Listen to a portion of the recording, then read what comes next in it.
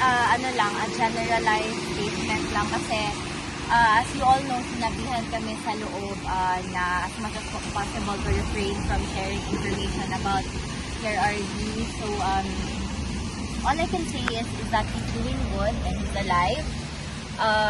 And ayun, he's looking forward to the coming visits of the other family members, which will be his grandchildren. So, pag alis ni Kong Pulong ay dadating yung mga apo, and then sasamahan ko sila to teach them what to do inside, kung ano yung gusto ni PRRD.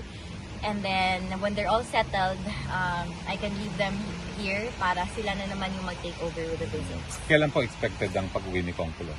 I think, kailan ba ngayon? Within this or next week. I see. So you'll be here to shepherd the grandchildren? Yes. You will be the big ate, no? Yes. Kalusugan Kita naman. ako, pero yung mga pamangkin ko, malalaki na. Oo. Malalaki na. And also si VM, si Vigo, si Kong Omar, and yung isa, yung babae. They'll also si be Isabel. coming. Ay, very good, very good.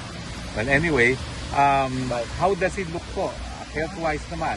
Health-wise, he looks the same. I think that the fact that most of the family are here to visit, it makes him, makes him stronger mentally and physically and emotionally. So, Ano ba ang mood niya ngayon?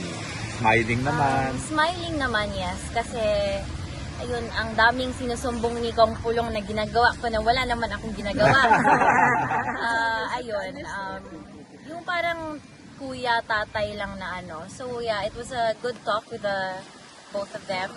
The three of us had good and light conversations today. And ayun, we told him of the schedules ng mga dadating na family members in And the he was, of following course, happy, days. no? Yes.